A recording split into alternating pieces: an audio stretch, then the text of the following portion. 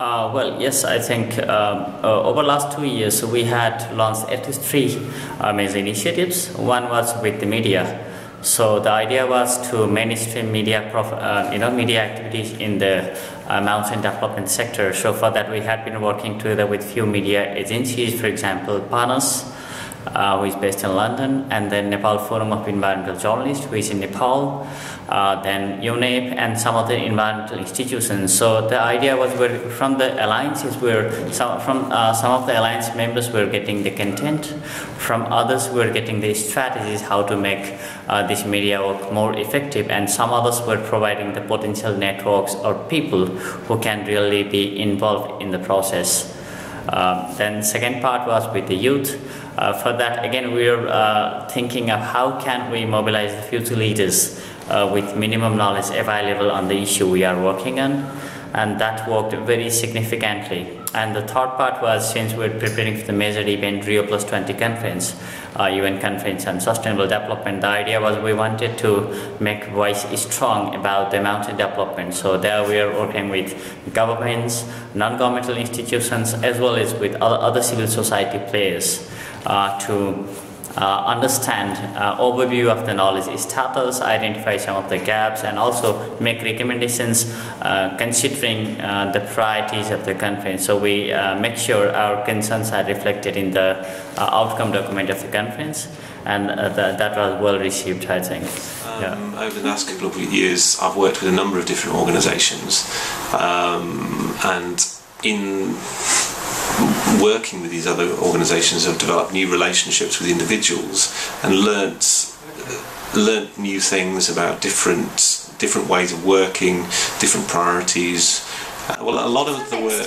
Because when we say about knowledge, how we are sharing knowledge through content, and the content we need as per the requirement of the communities with whom we are working.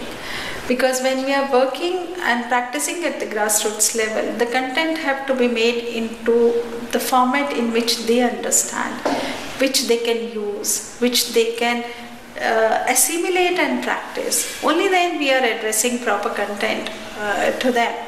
So we are able to make content according to their needs. So what we do, we have research-based products with us. We have to prove the authenticity of the content and then break that into the knowledge like they need. So we can say that we are able to make dent on it, and we are able to reach to the people with whom we work in the shape of the content which they need. And secondly, we are associated at the policy level with the organizations who are focusing on content development and evaluating the good practices which are happening in Asia. So we go to those organizations who are just compiling the good practices, the people who are already working on that, and we get benefited out of that. It's a peer learning which we really focus on. Not as such, people come to the portal to advertise themselves or say, okay, this conference is going on and something like that, but as such, no. Because CSC, Center for Science and Environment, we cannot associate, we have to be very careful when we are associating with any other organization, because they won't be agreeing with what CSC says. The ideology, everything would be different, and CSC's ideology would be different, someone else's ideology would be different. So there may be a clash or something like that. You can put the information, you can come and do something, but as such, partnership is a very tricky part right now. I don't know much. An ally has been, I would not say a new ally, but strengthened ally is the knowledge service team of IDS. So that's been very helpful in helpful in using an online web portal to try facilitating this kind of an intervention, and that's been a recent development. So that's been one important ally. We have been engaged with the University of Victoria, and they have the distance learning courses where they've also helped us, really use online technology to bridge the knowledge gap and to assist in doing what we otherwise do in a face-to-face mode. So I think these are two newer kind of initiatives which Priya has been engaged in. That's great. We are actually working with IDS in eldis.org So we are like working as like documenting or tagging all the development based documents in LDIS.org. We've developed, 3IE has developed a partnership agreement, and is still developing a partnership agreement with the Institute for Development Studies, with the Knowledge Service team. One component was to co-produce a series of policy briefs based on systematic reviews. So now we've piloted we're piloting the fourth issue of that briefing series, and we're hoping that we can continue. And we're hoping to also expand that partnership to other areas of knowledge brokering. Thanks, Kay. And of India is an example.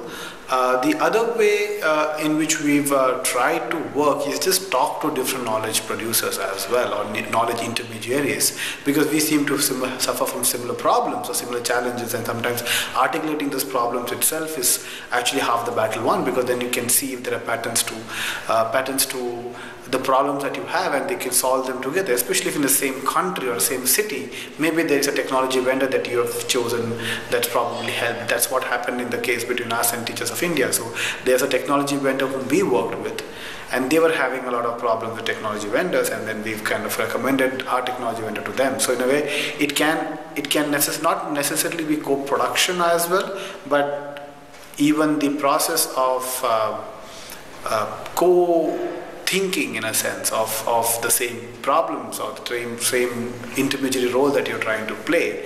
Content-wise, the way we're trying to work out, so for example, there is an organization based out of Berlin which is called Water Integrity Network, and they're trying to look at corruption in the water sector and look at tools and methodologies and how they can tackle corruption. First, getting people to talk amongst one another openly about this issue.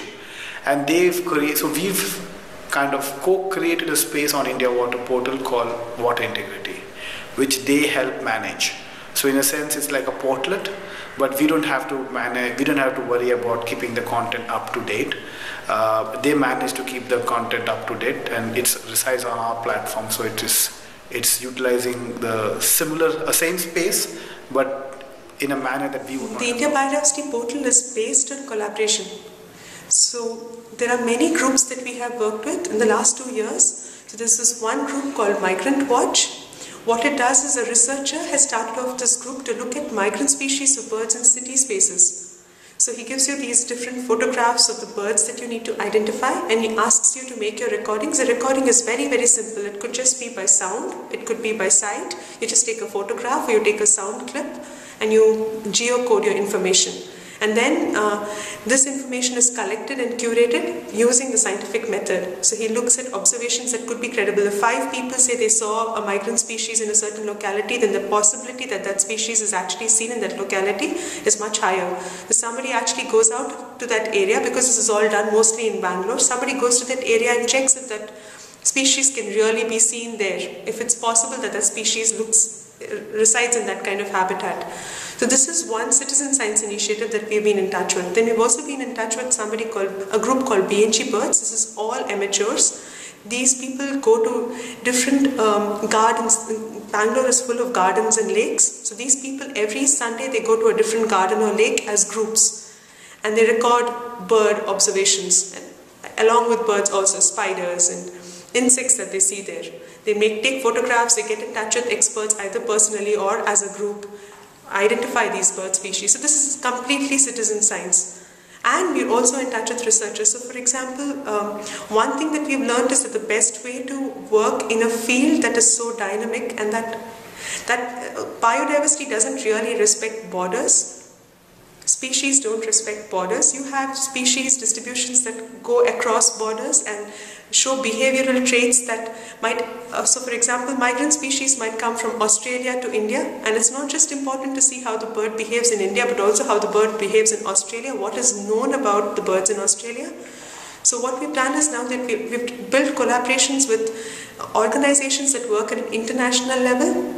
And it's interesting because we've now made a collaboration with an organization called the Encyclopedia of Life, which is run by the Smithsonian. and collates information mainly from the United States, but also information from several European countries. And the reason it's interesting is that many of the challenges that we see today as insurmountable have been insurmountable to them some 5 years ago, and they found approaches around it. And so we are learning from the approaches that they've used. At the end of it, we still need to adapt those approaches to the context that we are working in. But it's interesting to see that there are approaches that people have faced situations like this, and they found a way around it. So that's helped a great deal in. Yeah, we did. In fact, yesterday while I was discussing about Open Index Initiative, we collaborated with different libraries, including BLDS, wherein that we exchange metadata with BLDS and also with other participants. But the alliance is what we have formed with other libraries within India or other institutes, wherein that they contribute knowledge, they contribute data, metadata to our database. So in order to make it available from our server. Thank you.